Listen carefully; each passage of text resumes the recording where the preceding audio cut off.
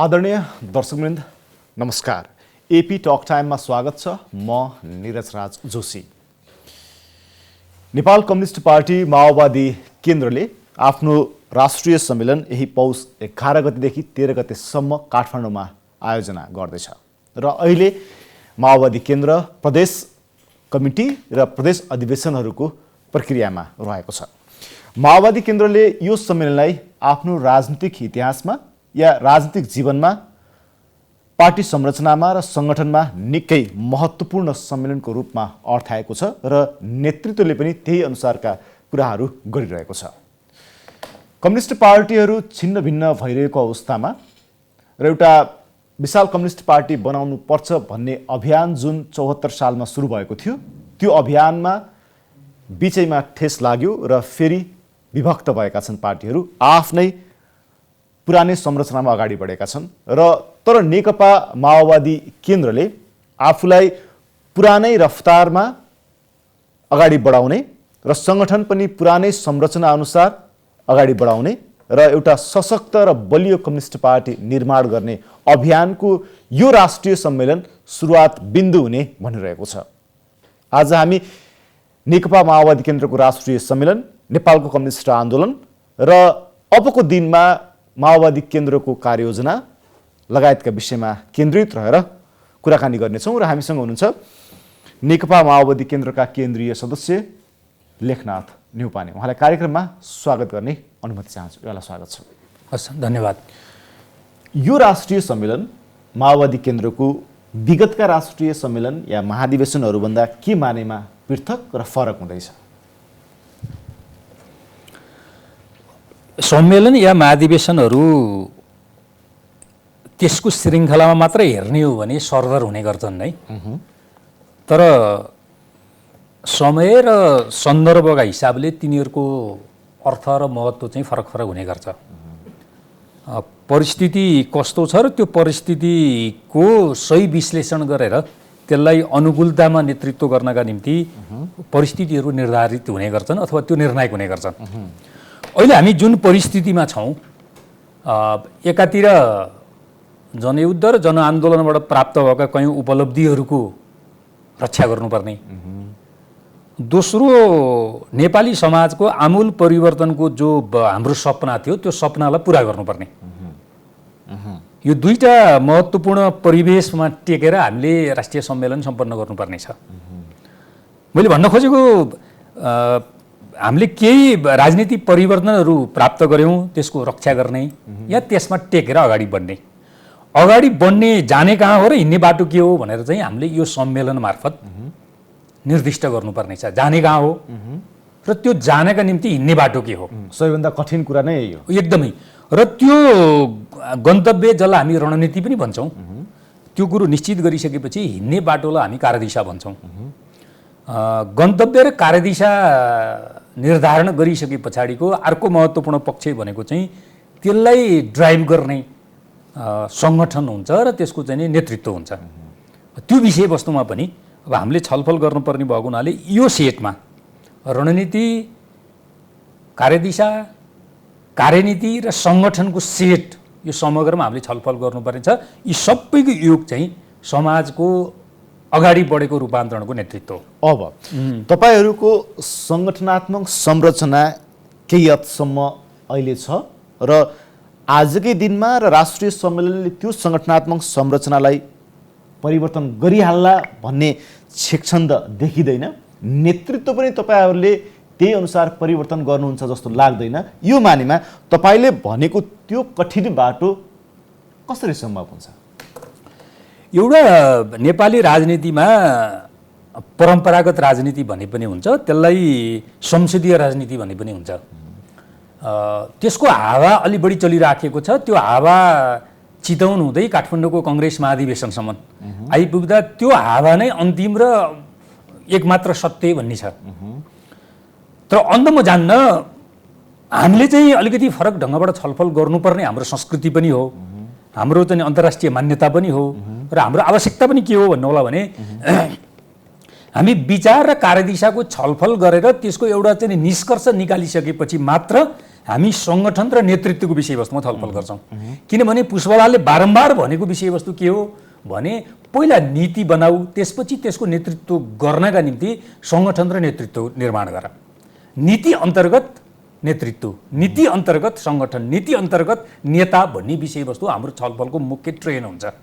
तर चितवनमा भएको एमालेको महाधिवेशन र काठमाडौँमा भएको कङ्ग्रेसको महाधिवेशनले चाहिँ त्यो अघिल्ला दुईटा पक्षहरूलाई उनीहरूको आफ्नो परम्परा र सांस्कृतिक हिसाबले खास महत्त्व दिँदैनन्। त्यो छलफलै पनि भएन।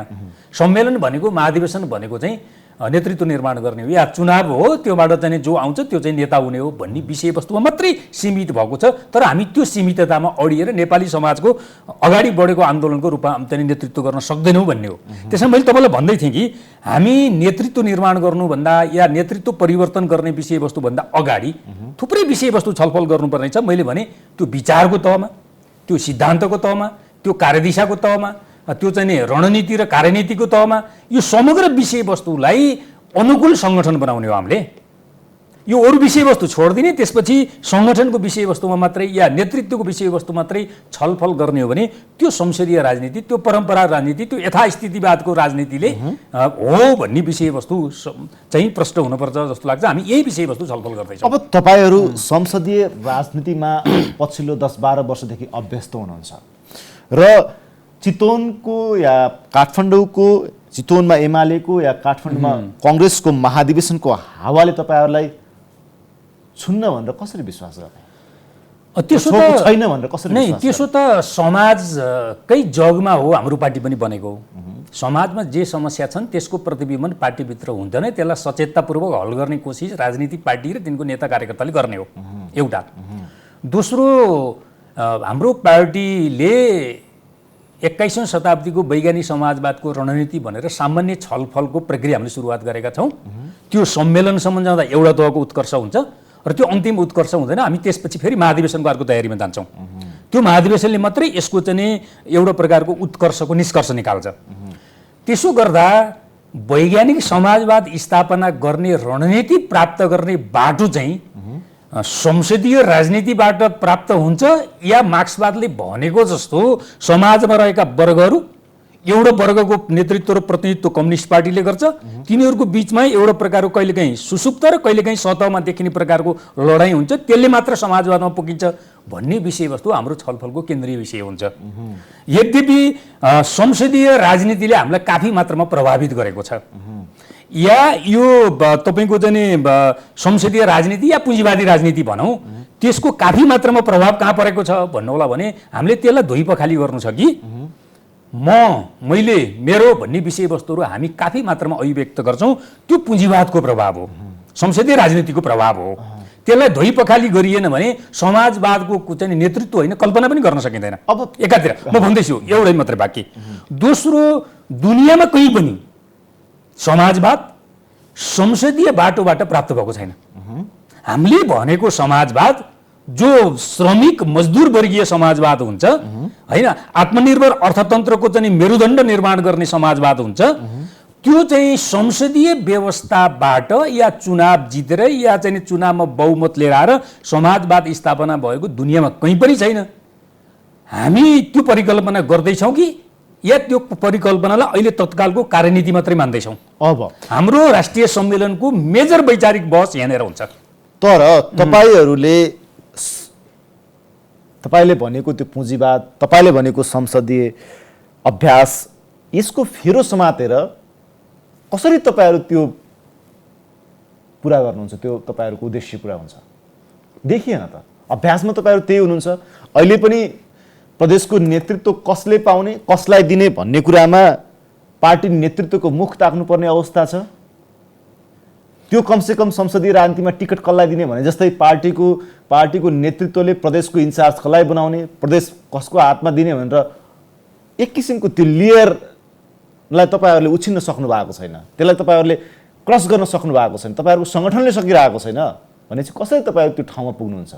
यसो किन भयो होला भनेर एकचोटि हेर्ने हो भने तपाईँले भनेको विषयवस्तु सामान्यतः त्यो चित्र हामीभित्र देखियो नै। एकातिर मैले अघि भनेको जस्तै कङ्ग्रेसले आफ्नो नेतृत्व निर्माणको जुन प्रक्रिया बनाउँछ, लोकतान्त्रिक प्रक्रिया भन्छ, यद्यपि त्यहाँभित्रका समस्याहरूको बारेमा त्यही पार्टीका नेताहरूले खुलेरै बोल्नु भएको छ। विराटनगरको चाहिँ सम्मेलनबाट प्रदेशमा गुरु घिमिरेले हारिसकेपछि या यहाँ शेखर कोइरालाको समूहबाट सभापतिको चाहिँ रिजल्ट आइसकेपछि चन्द्र भण्डारीहरूले बोलेको कुरो हेर्दै गर्ने हो भने नेतृत्व निर्माण अथवा चुनावमा या यो लोकतान्त्रिक प्रक्रियामा मनी र मसल्स निर्णायक भयो भनेर बोलिराख्नु भएको छ उहाँहरूले। भनिसकेपछि त्यो आफै अन्तिम विकल्प र अन्तिम सुन्दर पक्ष हो भन्ने कुरो त्यसले क्रस गर्छ नै। तर त्यसको प्रभाव हामीभित्र किन छ भनेर हेर्ने हो भने एउटा समाजमा त्यो मात्रै अन्तिम विकल्प भन्ने गलत म्यासेज गइराखेको छ, त्यसकारण हामी त्योबाट प्रभावित छौँ एकातिर। अर्कोतिर हाम्रो गन्तव्य के हो भन्ने विषयवस्तु क्लियर गर्न सकेका छैनौँ, त्यसकारण गन्तव्य क्लियर नभइसकेपछि सङ्गठन क्लियर हुँदैन। दोस्रो विषयवस्तु। तेस्रो विषयवस्तु चाहिँ त्यसै कारण माओवादीले फैसला गर्नुपर्ने छ कि हामी नाममा जे भए पनि कामका हिसाबले आजको राजनीतिक कोर्सका हिसाबले कङ्ग्रेस एमाले माओवादी उस्तै हो भनेर हामीले निष्कर्ष निकाल्छौँ। हामीले यही लोकतान्त्रिक विधि भनिएको काङ्ग्रेसले प्रयोग गरेको विधिमा प्रवेश गरेर नेतृत्व निर्माण गर्नुपर्ने हुन्छ, त्योभन्दा अर्को विकल्प छैन। होइन, यो हामी चुनाव अहिलेको परिवेशमा जनतामा जाने एउटा सहज माध्यम हो, त्यसलाई प्रयोग पनि गर्छौँ कार्यनीतिक हिसाबले। तर योबाट हामी समाजवादमा पुग्न सकिँदैन। हाम्रो लक्ष्य समाजवादमा हो। हामी समाजवादी आन्दोलनको नेतृत्व गर्ने सङ्गठन बनाउँछौँ भन्ने हो भने त्यहाँ हाम्रो कार्यविभाजन हुन्छ, त्यहाँ हाम्रो सहकार्य हुन्छ, त्यहाँ हामी सँगसँगै गएर मात्रै त्यो समाजवादी यात्राको नेतृत्व गर्न सक्छौँ भन्ने चेतनासहित हामीले चाहिँ नेतृत्व निर्माणको प्रक्रियामा प्रवेश गर्नुपर्ने हुन्छ। त्यहाँ हानथाप अथवा त्यहाँ चाहिँ तपाईँको चाहिँ एकले अर्कालाई उछिन्ने, एकले अर्कालाई पछार्ने या चाहिँ एउटा गुटले अर्को गुटलाई चाहिँ निषेध गर्ने तहमा सङ्गठन निर्माणको आधार भत्किन्छ। जस्तै विरोधाभास केमा देखिन्छ भन्दा लेखनाथ सर कि नेपाली काङ्ग्रेसले लोकतान्त्रिक विधि पद्धति भनेर आएको छ र प्यानलगत रूपमा उम्मेदवार उठाइरहेको छ र नेतृत्वले जसको टाउकोमा हात राखिदिरहेको छ त्यो डेमोक्रेटिक र प्रजातान्त्रिक र लोकतान्त्रिक मतदानबाट ऊ चाहिँ चुनिएर केन्द्रीय स्तरमा आइरहेको छ। तपाईँहरूका जनवादी केन्द्रीयता भन्नुहुन्छ, तर नेतृत्वको आशीर्वाद नभइकन नेता बन्न सकिने स्थिति तपाईँहरू कहाँ पनि छैन भनेपछि अभ्यास फरक भनिएको छ तर प्रक्रिया चाहिँ एउटै छ। कसरी फरक भनेर तपाईँहरूलाई भन्ने हामीले फरक जनताले कसरी फरक बुझ्छ? अहिले हामीले भन्ने कुरो या दाबी गर्ने कुरो या छलफलका केन्द्रीय विषयवस्तु बनाउने कुरो चाहिँ हामीभित्रका यिनै समस्याहरूको बारेमा वस्तुनिष्ठ छलफल गर्ने हो। हामीले सम्मेलन मार्फत हामीले गर्ने त्यही हो। समाजको प्रभाव हामी माथि परेको छ, अरू पार्टीहरूको प्रभाव हामी परेको छ र हामी फेरि समाजवादको यात्रा भनिराखेका छौँ भने हामीले आफूलाई फरक अथवा फरक चाहिँ माओवादी आइडेन्टिटीमा फर्काउनका निम्ति हामीले गर्नुपर्ने कामहरू, चाहे त्यो विचारको तहमा होस्, चाहे त्यो सङ्गठनको तहमा होस्, चाहे त्यो संस्कृतिको तहमा होस्, हामीले आफूलाई फरक ढङ्गबाट प्रस्तुत गर्न सकेनौँ भने हामीले निष्कर्ष निकाल्नुपर्ने हुन्छ। समाजले त्यही निष्कर्ष निकाल्छ कि हामी संसदीय राजनीतिकै एउटा हिस्सा पार्टी हौँ, योभन्दा अगाडि हामी जान सक्दैनौँ भन्ने निष्कर्ष निस्कन्छ नै। त्यसमा आजको हाम्रो राष्ट्रिय सम्मेलनको मेजर विषयवस्तु चाहिँ हामी समाजवादी आन्दोलनको नेतृत्व गर्न लायक पार्टी बनाउन सक्छौँ, त्यो बहसमा हामी केन्द्रित हुन सक्छौँ या सक्दैनौँ भने हामी संसदीय राजनीतिको एउटा चाहिँ हिस्सा मात्रैमा सीमित हुन्छौँ। यही विषयवस्तु आज चाहिँ छलफल। त्यसकारणले मैले भन्न खोजेको विकल्प दिन सकेनौँ विचारको तहमा या कार्यदिशाको तहमा या सङ्गठनको तहमा या संस्कृतिको तहमा भने हामीले समाजवादी आन्दोलनको नेतृत्व गर्न सक्दैनौँ। यो त सरल कुरो छ नि। त्यसकारणले समाजवादी आन्दोलनको नेतृत्व गर्न सक्ने गरी पार्टी बनाउन सक्यौँ। यो तपाईँले उठाएका प्रश्न, समाजले उठाएका प्रश्न, होइन समाजमा रहेका बौद्धिक समुदायले हाम्रो बारेमा उठाएका प्रश्नहरूको बारेमा सहज हामी उत्तर दिन्छौँ र अगाडि बढ्छौँ। हामी त्यसको कोसिस गर्छौँ। हाम्रो पहिलो कोसिस त्यस्तो हुन्छ। हामीले उत्तर दिन सकेनौँ भने माओवादी आइडेन्टिटी गुम्छ। माओवादी आइडेन्टिटी गुम्यो भने त्यसले चुनावमा पनि सहजतापूर्वक प्रतिस्पर्धा गर्न सक्दैन। तपाईँहरूकै कतिपय केन्द्रीय स्तरका नेताहरूको अभिव्यक्ति सार्वजनिक रूपमा सुनियो भने अस्ति मात्रै तपाईँको पार्टीका अर्थमन्त्री जनार्दन शर्माले भन्दै हुन्थ्यो हामीले प्रचण्ड पद छोड्यौँ। के तपाईँहरू प्रचण्ड पदतर्फै फर्किन खोज्नु भएको हो या त्यसको विकल्प अब तपाईँहरूले देख्नु भएको छैन या तपाईँहरूसँग त्यो क्षमतामा ह्रास आयो कि तपाईँहरू नयाँ तरिकाले अगाडि बढ्न सक्नुहुन्न? होइन, अब नेताहरूले व्यक्तिगत मत कुन सन्दर्भमा कसरी व्यक्त गर्नुभयो त्यसको बारेमा म धेरै जान चाहन्न। हामीले इतिहासको समीक्षा गर्दै आएका छौँ र अन्तिम समीक्षा गर्नुपर्ने छ। जनयुद्ध कालमा हामीले जे विचारको विकास भयो भनेर निष्कर्ष निकाल्यौँ त्यो निष्कर्षलाई प्रचण्ड पथ भनेर हामीले सार्वजनिक गरेका थियौँ। तर शान्ति प्रक्रियासँगै हामी आफैले त्यसलाई के गर्यौँ, विघटित गर्यौँ एकातिर। अर्कोतिर हामीले माओवाद र माओवादी नामाकरण गरेका छौँ, मुख्यतः माओवादी कार्यदिशालाई अवलम्बन गरेको हुनाले। नेकपा माओवादी केन्द्र र एमालेको बीचमा एकता भइसकेपछि हामीले माओवाद पनि त्याग्यौँ र माओवादी पनि विघटित गर्यौँ। त्यसो भएको हुनाले मैले यहाँ जोड्न के खोज्दैछु भने इतिहासका यी थुप्रै चाहिँ घुम्ती र मोडहरूको बारेमा हामीले अन्तिम चाहिँ समीक्षा गरेर निष्कर्ष निकालेका छैनौँ। हाम्रा व्यक्तिगत मतहरू होलान्, तर आज हामीले मार्क्सवादको नेपाली समाज अनुकूल या नेपाली माटो अनुकूल या नेपाली आवश्यकता अनुकूलको विकास गरेको चिज के हो नभनिकन हामीले नयाँ चाहिँ निष्कर्ष चाहिँ प्रक्षेपण गर्न सक्दैनौँ। त्यसमा आजको दुनियाँ, आजको समय, आजको चाहिँ नेपाली समाजको चरित्र, आज हाम्रो यहाँको उत्पादन सम्बन्ध र उत्पादन भएका चिजहरूको वितरणको प्रक्रिया हेर्ने हो भने मार्क्सवादको विकास कहाँनिर टेकेर गर्ने हो भन्ने विषयवस्तु फैसला नगरिकन हामीले नयाँ विचारको कुरो चाहिँ त्यागेर गल्ती गऱ्यौँ, या हामीले नयाँ विचार बनायौँ र हामी यो ढङ्गबाट संश्लेषण गर्छौँ भन्ने कुरो चाहिँ आवादारी हुन्छ। त्यसो भएको हुनाले आजको हाम्रो चाहिँ आवश्यकता भनेको अथवा हाम्रो केन्द्रीय विषयवस्तु भनेको चाहिँ नेपाली समाजको आजको वर्ग चरित्र। त्यो वर्ग चरित्रमा हामीले नेतृत्व र प्रतित्व गर्ने वर्ग होइन, त्यो वर्गले आफ्नो वर्ग स्वार्थका निम्ति निर्माण गर्ने पार्टी र त्यो पार्टीको समग्र विचारदेखि संस्कृतिको सेट के हो भनेर हामीले निर्माण गर्नुपर्ने दायित्व छ। त्यो दायित्व पुरा गर्न सक्दा हामीले नयाँ एउटा चाहिँ मार्क्सवादमा नेपाली समाजको अनुकूलतामा केही न केही विकास गर्छौँ र हामी अगाडि जान्छौँ। हामीले सकेनौँ भने माओवादै भने पनि, प्रचण्ड पथै भने पनि, या चाहिँ तपाईँको मार्क्सवाद लेनिनवाद माओवाद भने पनि हामी भन्न चाहिँ भन्छौँ, तर हामी अगाडि बढ्दैनौँ। जस्तै नेकपा एमाले र एमाले धारमा रहेका पार्टीहरूलाई लेनिन मार्क्सको मुकुण्डो लगाएर कम्युनिस्टको वकालत गर्ने भनिरहँदा तपाईँहरूलाई संसदीय अभ्यासमा अभ्यस्त हुनका लागि माओको मुकुण्डो कहिलेसम्म बोक्ने भनेर भन्नेहरूलाई के भन्नुहुन्छ?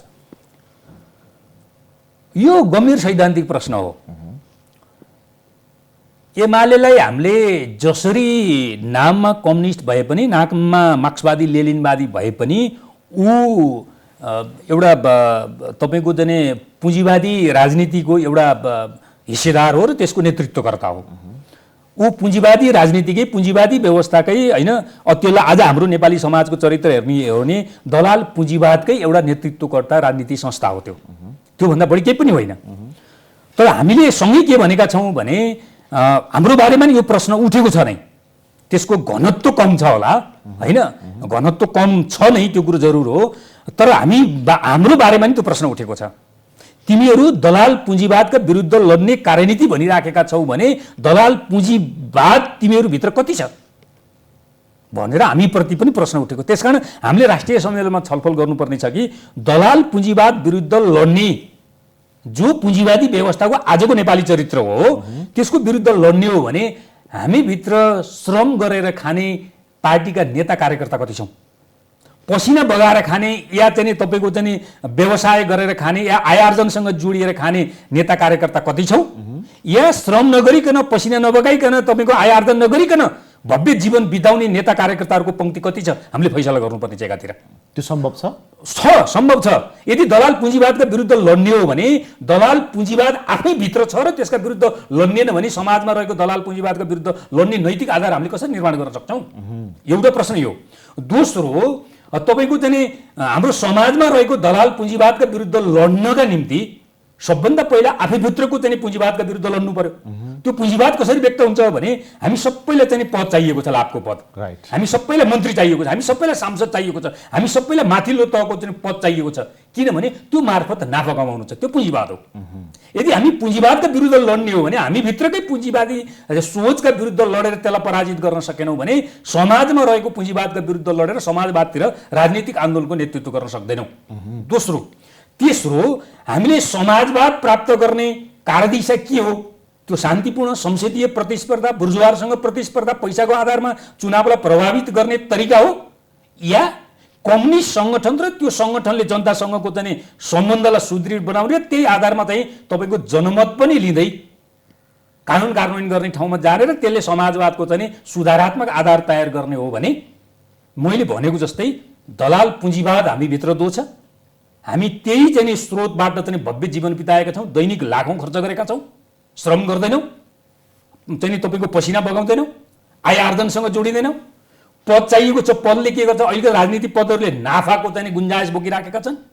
त्यसो भएको हुनाले यो दलाल पुँजीवाद, पुँजीवादी चरित्रका विरुद्ध लड्नका निम्ति हामीभित्रकै पुँजीवाद र दलाल पुँजीवादका विरुद्ध लड्ने सङ्घर्ष गरेनौँ, परिवर्तनको चाहिँ पहिलो पाइला चालेनौँ भने मेरो विचारमा तपाईँले उठाएको जस्तै प्रश्न हामीमाथि अरू घनत्वका साथ बढ्छ। अब नि जस्तै तपाईँहरूले राष्ट्रिय सम्मेलन आयोजना गर्दै हुनुहुन्छ, त्यो सम्मेलनमा जाने तपाईँको पार्टीका केन्द्रीय स्तरका उपल्लो तहका नेताहरू 3 करोडको गाडी चढेर त्यो सम्मेलन स्थलमा जान्छन् भने तपाईँका देशभरिका प्रतिनिधित्व गर्ने त्यो राष्ट्रिय सम्मेलनका प्रतिनिधिहरूले तपाईँले भनेको त्यो व्यवस्था, त्यो सिद्धान्त नेतृत्वले यसरी पुरा गर्दैछ भनेर कसरी उसले विश्वास गर्छ र त्यो एउटा विडम्बना र विरोधाभासले तपाईँले कसरी चिर्नुहुन्छ? अझ यही विषयवस्तु हो कि तपाईँले उठाएको विषयवस्तु माओवादीले माओवादी पहिचान गुमाउँदै गइराखेको छ र अविश्वास त्यसकारणले अलिकति बढ्दै गइराखेको छ। राजनीति परिवर्तन भयो, त्यसमा हाम्रो आन्दोलनको चाहिँ ठुलो योगदान छ, त्यो कुरो जरुर हो। त्योभन्दा यता आउँदा आधारभूत तहका जनतासँगको हाम्रो सम्बन्ध के भयो, हामीले एउटा हेर्नुपर्ने विषयवस्तु। दोस्रो, चुनाव मार्फत हाम्रै नेतृत्वमा 3 वटा सरकार बने, झन्डै 100 जना मन्त्री बन्नुभएको छ यो बिचमा, यो पछिल्लो चाहिँ तपाईँको 63 साल पछाडि। हाम्रो सरकार र हाम्रा मन्त्रीहरूले केही सामान्य 1-2 पाइला अगाडि बढेको या पछाडि हटेको कामभन्दा एकदमै गुणात्मक काम के गर्नुभयो भनेर हेर्ने हो भने गुणात्मक कामको सङ्ख्या एउटा औँलामा पनि भाग्न हामी सक्दैनौँ। हामी हेर्छौँ 1998 मा भेनेजुएलाका मा चुनाव भएर ह्युगो चावेज राष्ट्रपतिमा निर्वाचित भए। उनी चुनावबाटै आएका हुन्, उनी कम्युनिस्ट थिएनन्, उनी मार्क्सवादी थिएनन्, उनी सामान्य वामपन्थी मात्रै थिए। तर उनले चुनाव जित्ने बित्तिकै 3 वटा महत्त्वपूर्ण घोषणा गरे। पहिलो के गरे, भेनेजुएलामा अमेरिकी 22,000 सेना थियो, भेनेजुएलाको सार्वभौम सत्तामाथि यसले खलबल पुर्यायो भनेर त्यो सेनालाई 24 घण्टाभित्र चाहिँ आफ्नो देश छोड्न आदेश दिए र अमेरिकासँगको चाहिँ सैन्य सम्बन्धको अन्त्यको घोषणा गर्थे। दोस्रो, अल्मुनियम र तेलमा रहेको चाहिँ विदेशी चाहिँ पुँजी जो थियो त्यसलाई चाहिँ के गरे, अन्त्य गरिदिएर त्यसलाई राष्ट्रियकरण गरे। तेस्रो के गरे भन्दा तपाईँको चाहिँ तेलबाट आएको जति पैसा छ त्यो चाहिँ जनताको शिक्षा र स्वास्थ्यमा मात्रै केन्द्रित गर्ने भनेर घोषणा गर्थे। उनी वामपन्थी मात्रै थिए।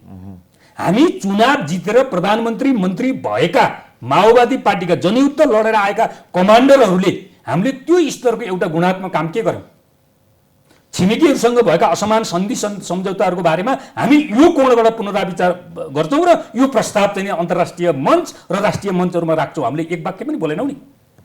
मैले गुणात्मक कामको कुराकानी गरेको। आज हरेक वर्ष किसानहरूले पाउने मल चाहिँ सिजनमा मलको हाहाकार हुन्छ, त्यो किसानहरूलाई मल दिने सुव्यवस्था हामी चाहिँ व्यवस्थित गर्छौँ भनेर व्यवहार त हामीले प्रमाणित गर्न पनि सकेनौँ। मैले उदाहरण मात्रै राखेँ। तेस्रो, नेपालमा यति धेरै पानी बगेर त खेर गइराखेको छ जो अन्तर्राष्ट्रिय हिसाबले गुणस्तरीय भनेर पनि भनिराखेका छौँ। तर आज काठमाडौँमा खानेपानी छैन। हामी ट्याङ्करको पानी किनिराखेका छन् जनताहरूले, होइन, धारोमा पानी आउँदैन, मिनरल वाटरका चाहिँ बोतलहरू खान परिराखेको छ नि दुधभन्दा महँगो पानी तिरेर।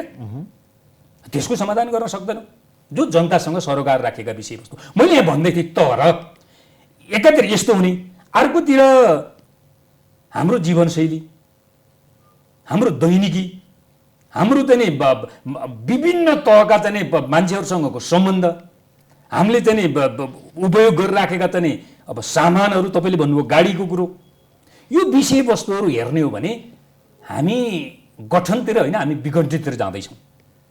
मैले भन्दैछु कि यो प्रसङ्ग किन मैले तपाईँ समक्ष उब्काएँ भन्दाखेरि अहिले पनि तपाईँका पार्टीका नेताहरू केन्द्रीय सङ्घीय मन्त्रीको रूपमा हुनुहुन्छ, प्रान्तीय मन्त्रीको रूपमा हुनुहुन्छ।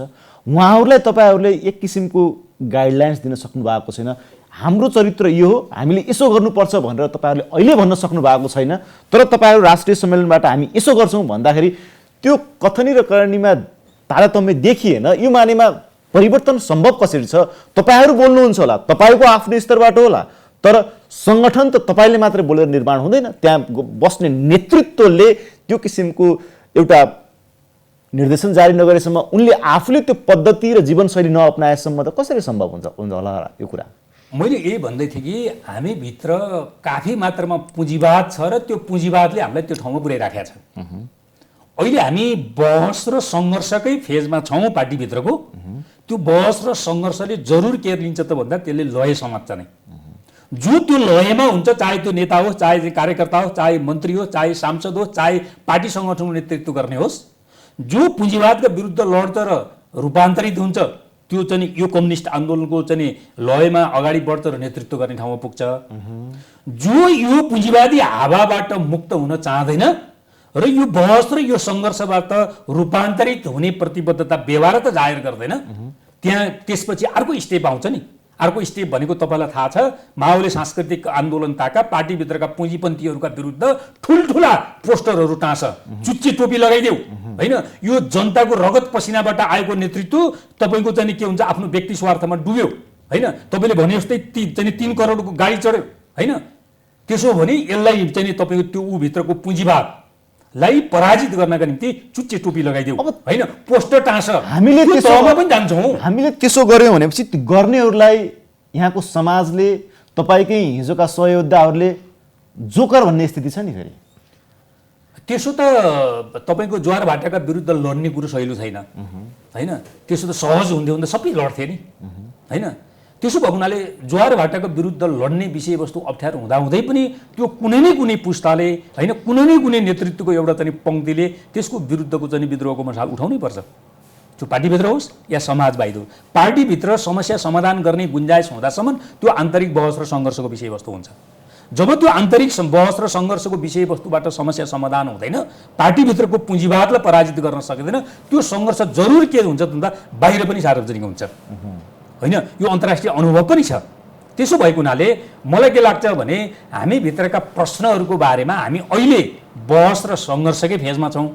त्यसको एउटा तहको उत्कर्ष राष्ट्रिय सम्मेलन हुन्छ। त्यो राष्ट्रिय सम्मेलनले सबै सुमन्त्र गर्छ भन्ने होइन। त्यसपछि हामी फेरि निरन्तरतामै त्यो बहस र सङ्घर्षमा जान्छौँ। त्यसले हाम्रो पार्टीभित्रको पुँजीवादलाई क्रमिक रूपले घटाउँदै अगाडि जान्छ। हामी समाजवादको नेतृत्व गर्न लायक पार्टी बनाउँछौँ। हामी भित्रको पुँजीवादलाई हामीले बिस्तारै घटाउँदै लगेनौँ भने पुँजीवादले के गर्छ त हामीलाई बिस्तारै फेरि खाँदै लैजान्छ र हामीलाई अन्तिम ढङ्गबाट विघटित गर्छ। हामी आशा गर्छौँ हामीभित्रको पुँजीवादलाई हामीले पराजित गर्न सक्छौँ र हामी समाजवाद चाहिँ आन्दोलनको नेतृत्व गर्न लायक विचारसहितको पार्टी बनाउनका निम्ति हामी सक्षम हुनेछौँ। त्यो सक्षमता अहिलेको नेतृत्व या अरू पार्टीमा भने जस्तै नेतृत्वको पुस्तान्तरणको विषय महत्त्वपूर्ण हो। मैले भने पुस्तान्तरण एउटा विषय हो, तर त्यो विषयवस्तु मात्रै अन्तिम र मात्रै होइन। माओवादीका लागि अहिले त्यो प्रधान विषय होइन। त्यसलाई दुईटा कुरो हुन्छ। हामीले विचार, मैले भने रणनीति, त्यसपछि कार्यदिशा, कार्यनीतिको श्रृङ्खलामा हामीले चाहिँ नेतृत्वलाई त्यसपछि हेर्ने हो। त्यसो गर्दा हामी रणनीति बनाउँछौँ, हामी कार्यनीति बनाउँछौँ, कार्यदिशा सुनिश्चित गर्छौँ भने त्यसलाई प्राप्त गर्नका निम्ति तपाईँको चाहिँ त्यो विचारसँग सहमत हुने आजको नेतृत्व फेरि हाल्नुपर्छ भन्ने मलाई लाग्दैन। तर तपाईँको चाहिँ यो सबै विषयवस्तुहरू छोडिदिने हो भने पुस्तान्तरण कुरो मुख्य विषयवस्तु बनेर आउँछ। त्यो नेतृत्व अहिले संसदीय अभ्यासमा अभ्यस्त हुन लागि परेको नेतृत्वले कसरी फेरि त्यो परिवर्तन सम्भव हुन्छ या त्यो नीति र सिद्धान्तलाई कसरी नयाँपन दिन्छ? हामी राष्ट्रिय सम्मेलनसँग जाँदा एउटा निश्चित के कुराकानी गर्छौँ भने संसदीय राजनीतिबाट समाजवाद सम्भव छैन भन्ने विषयवस्तु चाहिँ निष्कर्ष निकाल्छौँ। यो विषयवस्तुले हाम्रो पार्टीभित्र पनि कुनै न कुनै स्तरको पोलराइजेसन गराउँछ नै, यो गराउँछ। संसदीय व्यवस्थाबाटै समाजवाद ल्याउँछौँ भन्ने विचार हाम्रो पार्टी अध्यक्षले लेख्दै गरेको दस्तावेजमा पक्कै पनि आउँदैन। आयो भने हामीले वैज्ञानिक समाजवादको रणनीति त्याग्यौँ भनेर निष्कर्ष निकाल्नुपर्ने हुन्छ। त्यो भनेको विघटनको बाटोमा गयौँ हो, विघटनको भन्नुको अर्थ हामी पुँजीवादको एउटा हिस्सा बन्यौँ भनेर स्वतः निष्कर्ष निस्कन्छ भन्नै पर्दैन। त्यो तपाईँहरूले भने जस्तै त्यो एमाले पथमा या तपाईँहरूले भने जस्तै बाबुराम पथमा जानु पर्यो? एमाले र बाबुरामको त मलाई अब संसदीय आइडेन्टिटी पनि होइन, संसदीय आइडेन्टिटी त नेपाली कङ्ग्रेसकै कुरो आउँछ होइन। यो त पछाडि संसदीय मैले एमाले भनेर किनभने तपाईँहरूका हिजोका सहयोगदा साथीहरू आज एमालेमा हुनुहुन्छ नि, त्यो मानेमा भने उहाँहरूले पनि तपाईँहरूको बाटोबाट अब गन्तव्यमा पुगिँदैन भनेर उहाँहरू एमालेमै बस्नु भएको छ नि, त्यो अर्थमा भने बाबुराम भट्टराईले माओवादी आन्दोलन त्यहाँसम्म ठिक थियो, अब यो ठिक छैन, अब नयाँ तरिकाले जानुपर्छ भन्ने अर्थमा मैले भने। मान्छेहरूमा विचलन आउँछ। अन्तर्राष्ट्रिय कम्युनिस्ट आन्दोलन पनि हामी देख्छौँ र नेपाली कम्युनिस्ट आन्दोलन पनि हामी देख्छौँ, विचलनहरू आउँछ। इतिहासको सामान्य दृष्टान्त हेर्ने हो भने दोस्रो महाधिवेशनमा 14 सालमा बनाएको हाम्रो त नि महासचिव 17 सालको त नि फौजी कु पछाडि राजाको समर्थनमा वक्तव्य निकालेर राजावादी भएर चाहिँ कुख्यात भयो नि त। इतिहास छन्, मान्छेहरू बिग्रन्छन्, मान्छेहरू चाहिँ स्खलित हुन्छन्, मान्छेहरूले चाहिँ स्वार्थका निम्ति पुँजीवादी हावाका विरुद्ध लड्न नसक्दा फेरि होइन पुँजीवादी आन्दोलनको एक हिस्सा बन्ने कोसिस गर्छन्। यो कुनै न कुनै रूपमा चाहिँ निरन्तरताको आन्दोलनै हो, हामीभित्र पनि त्यो हुनसक्छ। तर मैले भन्न खोजेको अर्थ आजको हाम्रो छलफलको विषयवस्तु चाहिँ माओवादीलाई पुँजीवादी हावाबाट बचाउनका निम्ति हामी विचार र संस्कृतिसहितको रूपान्तरणको तहमा हामी खरो ढङ्गबाट उत्रन्छौँ। यी सबै विपरीत विचारहरूलाई हामीले जित्न सक्छौँ।